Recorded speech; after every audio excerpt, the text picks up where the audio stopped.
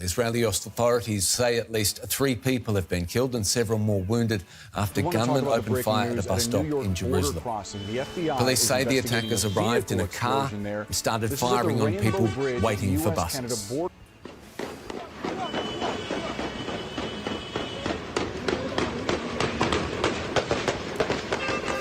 This footage of the attack was posted on social media by the Israeli Foreign Ministry. 2 Palestinian suspects were killed on the scene by security forces. News of the attack came shortly after a truce between Israel and Hamas militants was extended into a 7th day. The truce was brought first break in the Israeli bombardment of the Gaza Strip since the Hamas terror attacks on Israel on October 7th. Let's bring in DW correspondent Ben Fazulin in Jerusalem. Ben, what more can you tell us about the shooting attack? Police say they neutralised, in their words, the 2 attackers, bringing the total number of deaths to 5, several injured, as you mentioned. 1 killed at the scene, 2 on their way, dying on their way to hospital.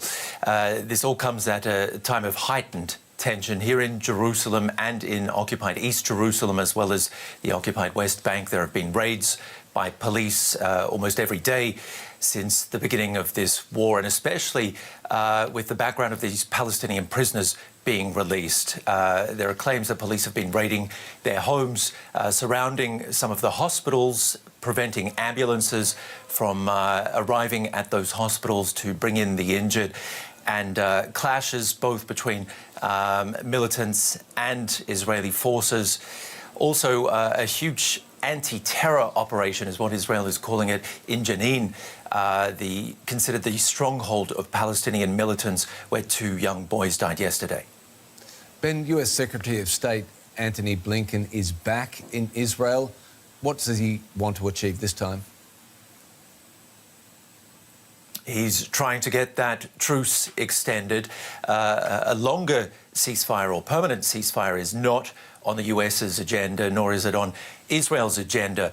But Blinken did just say recently that after these talks, that progress is being made. That's the main thing, that these hostages are being released, that it all is going ahead as planned, even though it's all so last minute. It shows just how fragile this ceasefire is. They were expecting it to be extended by 4 days, only by another 24 hours.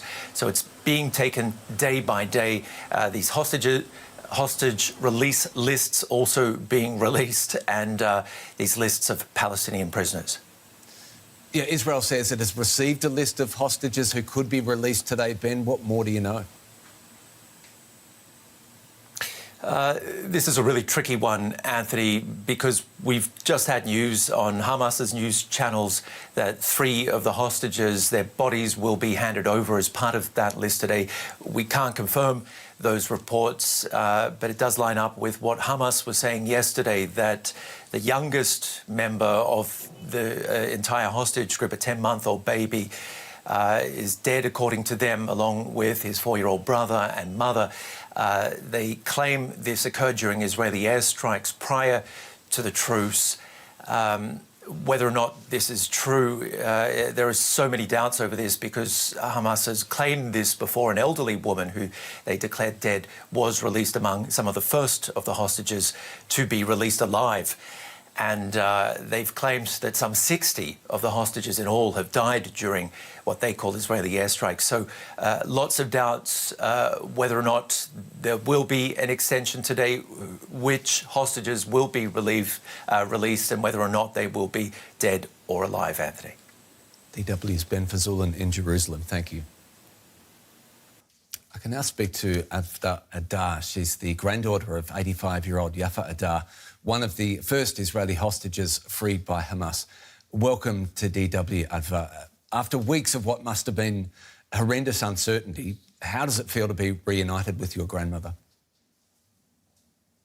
Wow, it's like a dream coming true. We were waiting about these days for 59 days, and being able to see her and hug her and smell her.